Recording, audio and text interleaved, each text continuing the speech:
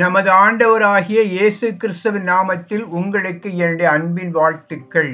இன்றைக்கு நாம் தியானிக்க போகிற தலைப்பு தேவனுடைய திட்டத்தை மாற்றிய 4 ஜெபங்கள். இந்த தலைப்பில் கர்த்தருடைய வசனத்தை தியானிக்கலாம்.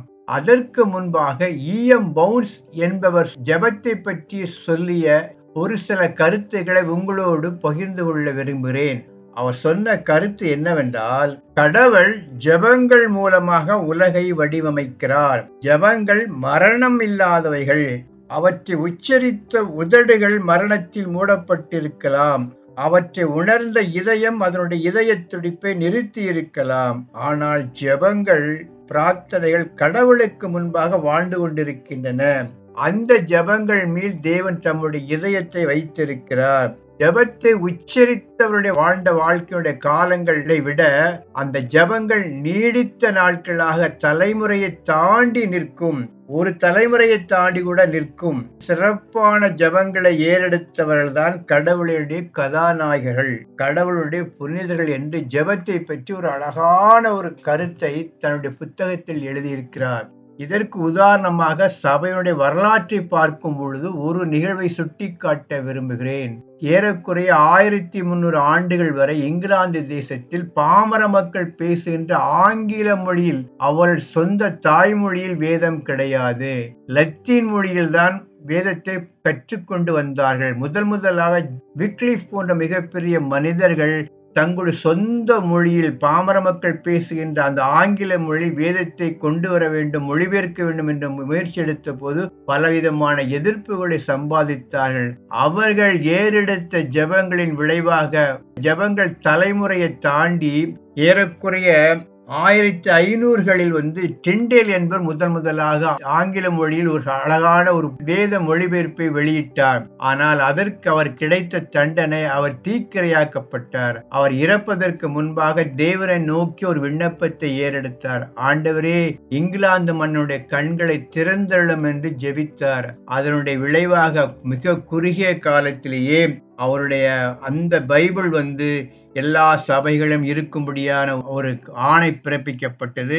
1611 அதைவிட சிறந்த வெர்சன், கிங் ஜேம்ஸ் வெர்சன் என்பது வெளியிடப்பட்டது. இது ஏன் சொல்கிறேன் என்றால், தேவ மனிதர்கள் ஏறெடுத்த ஜெபங்கள் காலத்தை மிஞ்சிய தலைமுறைகளை கடந்து தேவனுடைய சன்னிதானத்தில் நிலைத்து நிற்கும். ஒருவேளை இந்த தேசத்திற்காக நான் ஜெபித்த எழுப்புதலுக்காக, சபையுடைய மறுமலர்ச்சிக்காக நாம் ஏறெடுத்த ஜெபங்கள் நம்முடைய தலைமுறையில் காணப்படாமல் போனாலும் அந்த ஜெபங்கள் தேவனுடைய சன்னிதானத்தில் நிலைத்து நிற்கும். அவைகள் காலங்கடந்து போனாலும் நிச்சயமாக இந்த தேசத்தில் நடக்கும் என்பதை இந்த நேரத்தில் நான் பதிவிட விரும்புகிறேன். இந்த நேரத்தில் நாம் தியானிக்கக்கூடிய தலைப்பு என்னவென்றால், தேவனுடைய திட்டத்தை மாற்றிய 4 ஜெபங்கள். தேவன் சர்வ வல்லமையுள்ள கடவுள். அவருடைய திட்டத்தை எதுவும் தடுத்து விட முடியாது. அவர் நினைத்ததுதான் நடக்கும். அவருக்கு ஆலோசனை சொல்ல யாரும் முடியாது. இதெல்லாம் உண்மைதான். ஆனாலும் அவைகளை எல்லாம் கடந்து தேவனுடைய திட்டத்தை மாற்றிய சில ஜெபங்களும் வேதத்தில் காணப்படுகின்றது. சில நேரங்களில் சில மனிதர்கள் ஏறெடுத்த உணர்வு பூர்வமான சிறந்த நோக்கத்தோடு, தன்னலமில்லாமல் பொதுநலத்தோடு ஏறெடுத்த ஜெபங்கள் தேசத்திலும் நாட்டிலும் சபைகளிலும் மிகப்பெரிய மாற்றத்தை ஏற்படுத்தும் என்பதற்கு வேதத்தில் உள்ள இந்த 4 ஜெபங்கள் ஒரு சிறந்த அடையாளமாக இருக்கிறது. அதை பற்றி இந்த பதிவில் நாம் பார்க்கலாம். வேதத்தில் தேவனுடைய திட்டத்தை தடுத்த முதல் ஜெபம் எதுவென்று பார்க்கும் பொழுது அது ஆபிரகாமுடைய ஜெபமாகத்தான் நாம் கருத முடியும். இந்த சம்பவம் எங்கே நிகழ்ந்தது என்றால், ஆதியாகம புத்தகம் 20ஆம் அதிகாரத்தில் சொல்லப்பட்டிருக்கிறது. ஆபிரகாம் பிரயாணம் பண்ணி கொண்டிருக்கிற அந்த நேரத்தில் கேரார் என்கிற இடத்தில் அவன் தங்கினான். அந்த இடத்தில் அவன் தன்னுடைய மனைவியை தன்னுடைய சகோதரி என்று அங்குள்ள மக்களுக்கு அறிமுகப்படுத்தினான். ஏனென்றால் சாராள் அந்த வயதிலும் மிக அழகுள்ளவளாக காணப்பட்டபடியினாலே அவளை தன்னுடைய மனைவி என்று சொல்ல பயந்து அவளை தன்னுடைய சகோதரி என்று சொன்னான். அப்பொழுது அந்த தேசத்தின் மன்னனான அபிமெலேக்கு அவளை தன் வீட்டுக்கு அழைத்து கொண்டு வந்து விட்டான். இதை தேவன் பார்த்து அவனுடைய கனவில் தோன்றி, நீ அவளை தொடாதே, அவள் இன்னொருவனுடைய மனைவியாக இருக்கிறாள் என்று சொன்னபோது அவன் அதற்கு, அவள் இன்னொருடைய மனைவி என்று எனக்கு தெரியாது என்று சொன்னபடினாலே, அது எனக்கு தெரியும் என்று ஆண்டவர் சொல்லி, அவன் ஒரு தீர்க்கதரிசியா இருக்கிறான், அவன் உனக்கு விண்ணப்பம் பண்ணுவான் என்று சொல்லிவிட்டு அவனை எச்சரித்து விட்டார். இதன் நிமித்தமாக அந்த அபிமெலேக்கு ஆபிரகாமை அழைத்து சாராளை அவளோடு அனுப்பிவிட்டார்.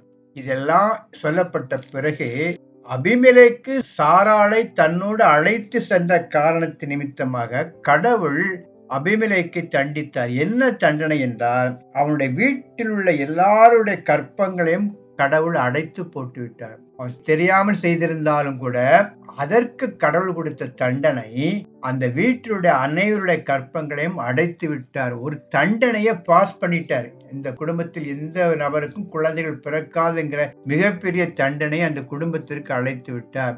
அப்பொழுது அவன் ஆபிரகாமிடம் இது பற்றி சொன்ன பொழுது ஆபிரகாம் தேவனை நோக்கி வேண்டிக் கொண்டான். அப்பொழுது தேவன் அபிமெலேக்கையும் அவன் மனைவியையும் அவனுடைய வேலைக்காரிகளையும் குணமாக்கி பிள்ளை பெறும்படி அனுக்கிரகம் பண்ணினார் என்று 20ஆம் அதிகாரம் 18ஆம் வசனத்தில் பார்க்கலாம். ஆபிரகாம் தேவனை நோக்கி வேண்டிக் கொண்டான். அப்பொழுது தேவன் அபிமெலேக்கையும் அவன் மனைவியையும் அவன் வேலைக்காரிகளையும் குணமாக்கி பிள்ளை பெறும்படி அனுக்கிரகம் பண்ணினார்.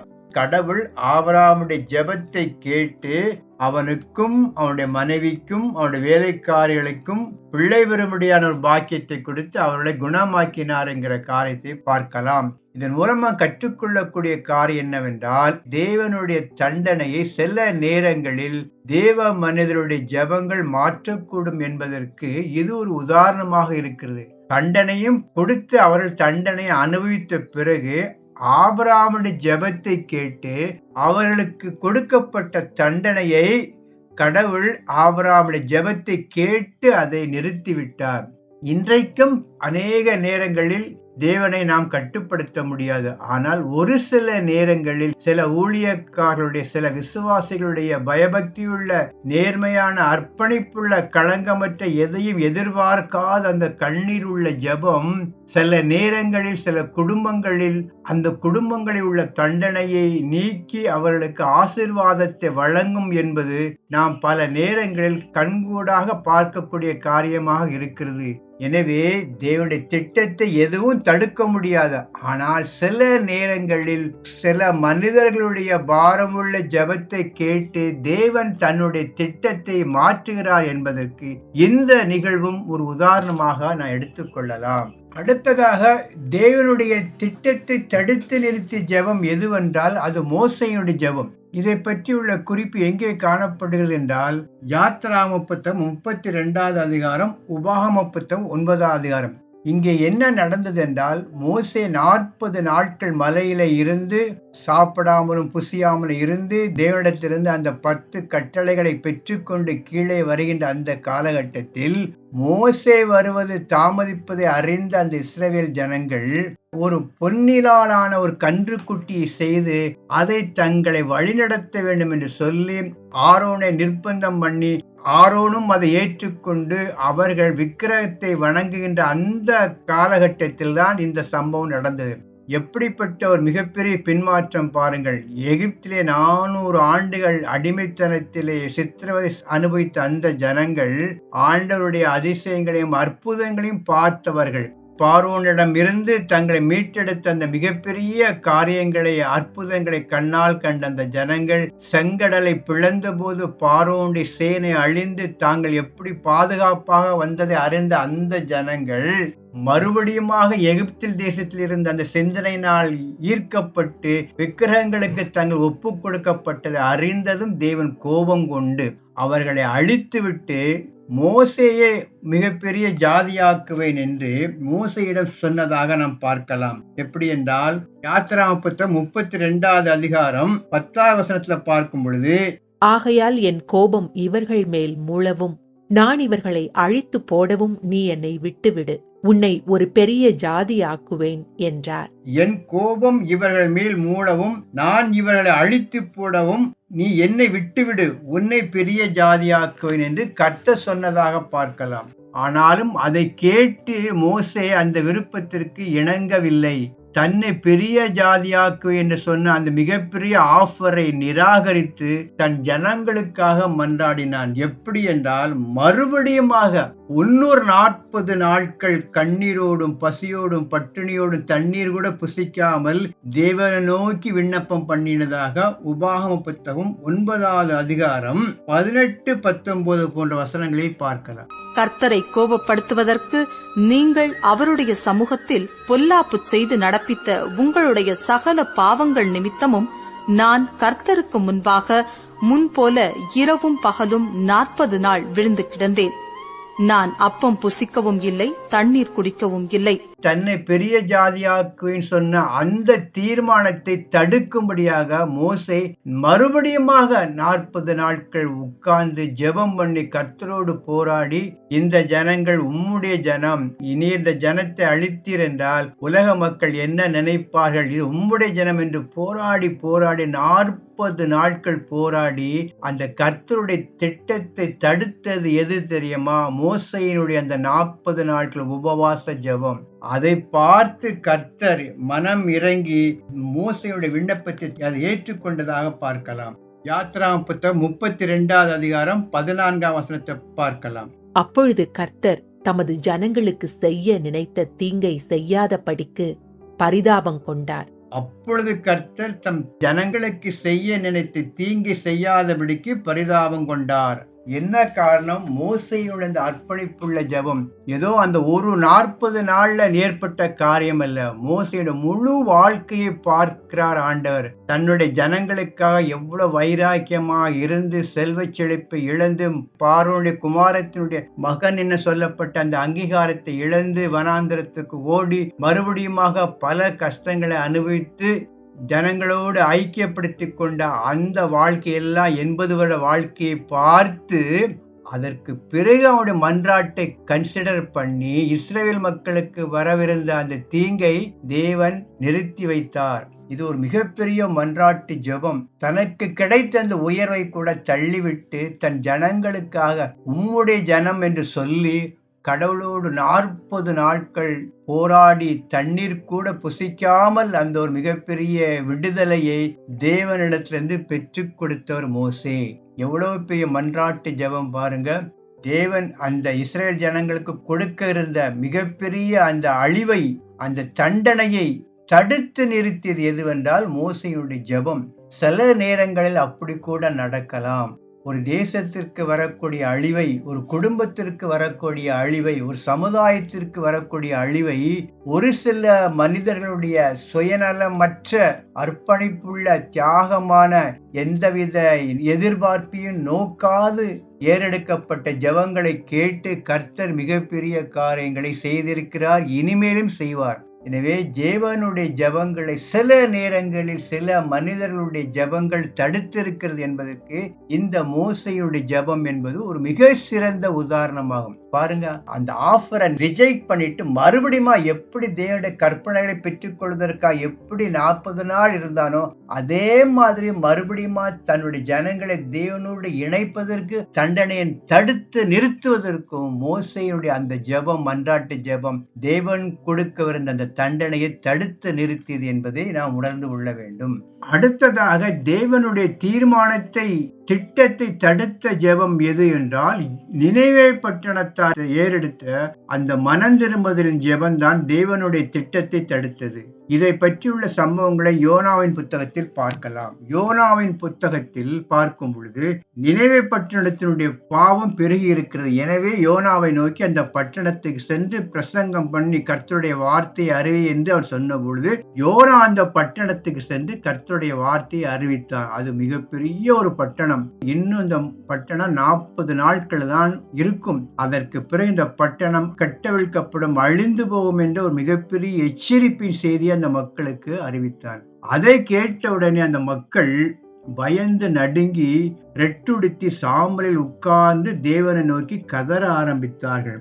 அதை பார்த்து அந்த நாட்டு அரசனும் மிகப்பெரிய ஒரு ஆணையை பிறப்பித்து, எல்லோரும் ஒருமித்து தேவனை நோக்கி மன்றாடுங்கள், மிருகங்கள் முதற்கொண்டு பச்சை தண்ணீர் கூட குடிக்காமல் தேவனை நோக்கி கதறுங்கள் என்று ஒரு கட்டளையிட்டான். அது மாத்திரமல்ல, ஒருவேளை நம்முடைய ஜெபத்தை கேட்டு கடவுள் இந்த நகரத்தின் மீது கொண்டு வர தீர்மானித்திருந்த தண்டனை விலக்கிக் கொள்ளலாம் என்ற நம்பிக்கையோடு அந்த காரியத்தை செய்ததாக 3வது அதிகாரத்தில் நாம் பார்க்கலாம். இது எல்லாம் தேவன் பார்த்து, அவருடைய உண்மையான மனம் திரும்புதலின் செயலை பார்த்து, வருத்தத்தை பார்த்து, அவருடைய கண்ணீர் கதறலை பார்த்து, அந்த நகரத்திற்கு வர தீர்மானித்திருந்த அந்த தண்டனை நிறுத்தினார் என்று 3:10 பார்க்கலாம். அவர்கள் தங்கள் பொல்லாத வழியை விட்டு திரும்பினார்கள் என்று தேவன் அவர்களுடைய கிரியைகளை பார்த்து, தாம் அவர்களுக்கு செய்வேன் என்று சொல்லியிருந்த தீங்கை குறித்து மனஸ்தாபப்பட்டு அதை செய்யாதிருந்தார். அந்த அழிவை அவர்கள் மீது கொண்டு வரவில்லை என்கிற பகுதியை நாம் பார்க்கலாம். ஒரு கூட்ட மக்கள் உண்மையாகவே மனம் திரும்பி தேவனை நோக்கி கதறும் பொழுது, தேவன் தீர்மானித்திருந்த தண்டனையை கூட தேவன் தடுத்து நிறுத்துவார். அவர்தான் தீர்மானித்திருந்தார். அவருடைய அந்த நினைவே நகரத்தினுடைய பாவம் அவ்வளவு பெருகி இருந்தாலும் கூட அந்த மக்கள் தங்களுடைய வழிகளை விட்டு விலகி தேவனை நோக்கி மனம் திரும்பும் பொழுது அவர்களுக்காக தீர்மானித்திருந்த அந்த தண்டனையை அந்த ஜெபம் மாற்றியது. அந்த மனம் திரும்புதலின் ஜெபம் அவர்கள் யூதர்களாக இல்லாவிட்டாலும் அவர்கள் தேவனை நோக்கி கதறும் பொழுது, யோனா தீர்க்கதரிசனுடைய அந்த வார்த்தையை நம்பி மனம் திரும்பும் பொழுது தேவன் அவர்களுக்கு மிகப்பெரிய ஒரு விடுதலையை கட்டளையிட்டார். அந்த தீங்கை வரவிடாதபடி தடுத்தார் என்று பார்க்கலாம். இன்றைக்கும் அதுபோலதான் தேவனை அறியாத மக்கள் கூட தேவனுடைய எச்சரிப்பின் சத்தத்தை கேட்டு மனம் திரும்பும் போது அவளுடைய பழைய பாவங்களை எல்லாம் மன்னித்து அவர்கள் மீது வரப்படின தீங்கை வராதபடி தேவன் காக்க வல்லவர். ஒரு நகரத்தினுடைய மனம் திரும்புதலின் ஜெபம் அந்த நகரத்திற்கு வரவிருந்த மிகப்பெரிய தீங்கை தடுத்தது என்று இந்த புத்தகத்தின் மூலமாக அறிந்து கொள்ளலாம். எனவே ஒரு மனம் திரும்புதலின் ஜெபம் இன்றைக்கு அவசியம். அன்றைக்கு அந்த புற இனத்தாரின் ஜெபத்தை கேட்டு அந்த நகரத்திற்கு வரவிருந்த ஒரு ஆபத்தை தேவன் தடுத்திருக்கும் பொழுது, இன்றைக்கு ரட்சிக்கப்பட்ட தேவனுடைய பிள்ளைகளாகிய நாம் நம்முடைய தேசத்திற்காக ஏறெடுக்கிற எந்த ஜெபத்தையும் ஒரு நாளும் ஒருபோதும் கைவிட மாட்டார். அதற்கு ஏற்ற நேரத்தில் ஏற்ற வேளையில் தம்முடைய தீர்மானத்தின்படி இந்த தேசத்தில் செய்வார் என்பதற்கு யோனாவின் புத்தகம் ஒரு மிகப்பெரிய சாட்சியாக இருக்கிறது. அடுத்தபடியாக நாம் பார்க்கக்கூடிய காரியம் என்னவென்றால், ஒரு தனிப்பட்ட மனிதனுடைய மன்றாட்டை, கண்ணீரை, அழுகையை கேட்டு கூட தேவன் தம்முடைய தீர்மானத்தை மாற்றினார் என்பதற்கு எசேக்கியா ராஜாவின் வாழ்க்கையில் நடந்த சம்பவம் ஒரு உதாரணம். எசேக்கியா ராஜா வியாதிப்பட்டு மரணத்தை நோக்கி பணித்துக் கொண்டிருந்த அந்த நேரத்தில் கர்த்தர் ஏசாயா தீர்க்கதரிசி மூலமாக அவனுக்கு சொன்ன காரியம் என்னவென்றால், அவன் தன்னுடைய வீட்டை ஒழுங்குபடுத்தட்டும், அவனுக்கு மரணம் நிச்சயம் என்று சொன்னதாக ஏசாயா தீர்க்கதரிசி மூலமாக எசேக்கியா கேள்விப்பட்டு அவன் மிகவும் அழுதான் என்று 2 ராஜாக்கள் புத்தகம் 20ஆம் அதிகாரம் 3ஆம் வசனத்தை பார்த்தால் தெரியும். கர்த்தாவே, நான் உமக்கு முன்பாக உண்மையும் மன உத்தமமாய் நடந்து உமது பார்வைக்கு நலமானதை செய்தேன் என்பதை நினைத்தருளும் என்று விண்ணப்பம் பண்ணினான். எசேக்கியா மிகவும் அழுதான்.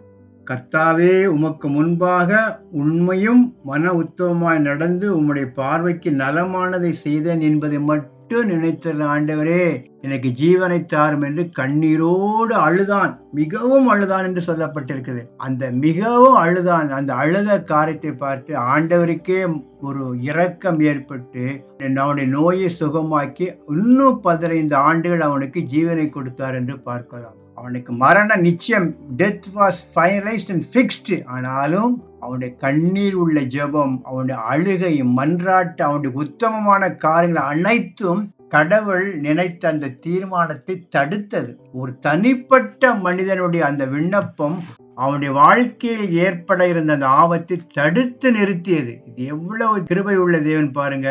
காரணம், அவன் அழுது மாத்திரமல்ல, அவன் கடவுளுக்கு முன்பாக உண்மையும் உத்தமமாக நலமானதை செய்ததாக பார்க்கலாம். அந்த காரியத்தை கர்த்தர் நினைவு கூர்ந்து ஜெபத்தை கேட்டு அவனுக்கு 15 ஆண்டுகள் மீண்டும் கூட்டி கொடுத்தார் என்று பார்க்கலாம்.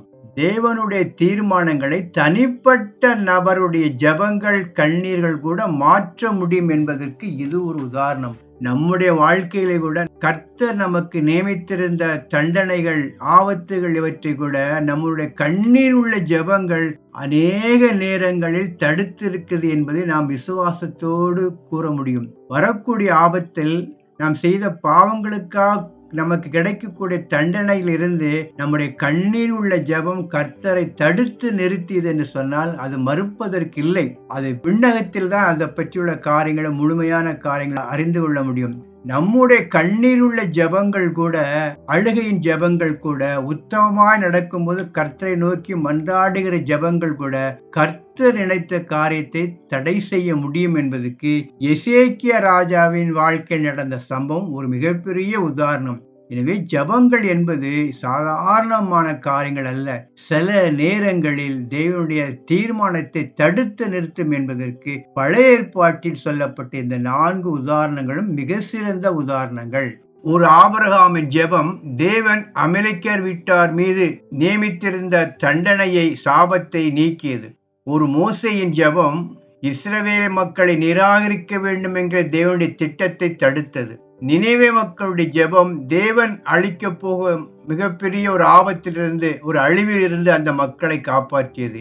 எசேக்கியா ராஜாவின் ஜெபம் தன்னுடைய மரணத்திலிருந்து அவனுக்கு மீண்டும் 15 ஆண்டுகள் வாழக்கூடிய ஒரு வாழ்க்கையை கொடுத்தது. எனவே சில நபருடைய ஜெபங்கள் தேவனுடைய திட்டத்தை மாற்றும் என்பதற்கு இவைகள் ஒரு உதாரணமாக இருக்கிறது. புதிய ஏற்பாட்டில் விசுவாசிகளாக இருக்கிற நமக்கும் தேவன் ஒரு மிகப்பெரிய பொறுப்பை கொடுத்திருக்கிறார். பழைய ஏற்பாட்டு யூதர்களை விட புதிய ஏற்பாட்டில் விசுவாசிகளாக அழைக்கப்படுகின்ற நமக்கு தேவனுடைய சன்னிதானத்தில் இரவும் பகலும் எந்த நேரமும் சம உரிமையுடன் அவருடைய சன்னிதானத்தில் செல்லக்கூடிய ஒரு வாய்ப்பை பெற்றிருக்கிறோம். நாம் விசுவாசிகள் என்று அழைக்கப்பட்டாலும் நமக்கு ஒரு மிகப்பெரிய ஒரு பட்டத்தை, ஆசாரிகள் என்கிற பட்டத்தை கொடுத்திருக்கிறார்.